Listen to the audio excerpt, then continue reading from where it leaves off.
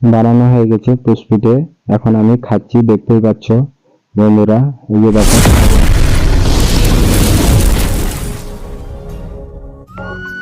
তো hey guys, welcome to my channel Liton Nupur vlog. তো দেখতে পাচ্ছ আমরা মিলে চলে এসেছি। তো আমাদের আটা ভাঙানো হয়ে গেছে, দেখতেই পাচ্ছ।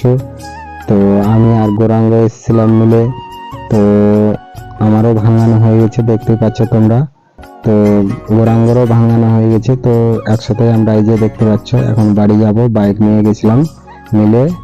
তো আজকে পৌষ সংক্রান্তি, এই জন্য আমাদের পুষ্পিঠা বানাই। তো দেখতে পাবে আমরা আজকে পুষ্পিঠা বানাবো। তো বেশ মজা করে খাওয়া হবে। তো দেখছো আমরা এখন বাড়ি যাচ্ছি। তো কিছুক্ষণের মধ্যে আমরা বাড়ি পৌঁছে যাব। তো তারপরেই এই যে চলে এসেছি বাড়ি, দেখতে পাচ্ছ। এই যে গৌরাঙ্গ চলে যাচ্ছে ওর ব্যাগ নিয়ে বাড়ি।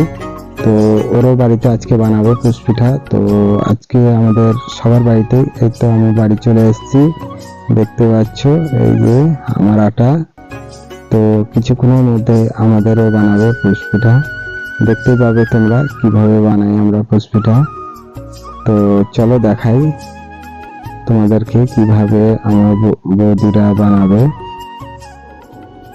চলো দেখাই। এই যে দেখতে পাচ্ছ আমার পুষ্পিঠা বানানো শুরু হয়ে গেছে। এই যে কিছুটা হয়ে গেছে। তো একটু পরেই আমি খাবো। তো দেখতে পাচ্ছ বৌদি কত স্পিডে বানাচ্ছে পুষ্পিঠে। তো এই যে দেখছো মেরে দিচ্ছে একটু, না যাতে কড়াইয়ের মধ্যে আটকে যায়, সিদ্ধ হবে। তারপরে কিছুক্ষণ পরে উঠিয়ে দিবে। তো তোমরা দেখো, এই যে দেখছো কিছুটা উঠানো হয়েছে আস্তে আস্তে করে, তারপর সিদ্ধ হয়ে যাবে, তারপর উঠিয়ে দিবে। তো দেখতে পাচ্ছ এই যে আমার হাতের মধ্যে আছে, দেখতে পাচ্ছ পুষ্পিঠা এইভাবে আমরা বানাই। তো তো আমি এখন পুষ্পিঠা খাবো। তো দেখতে পাচ্ছ ফাইনালি গাইস পুষ্পিঠা বানানো হয়ে গেছে, আমি এখন খাচ্ছি, দেখতে পাচ্ছ।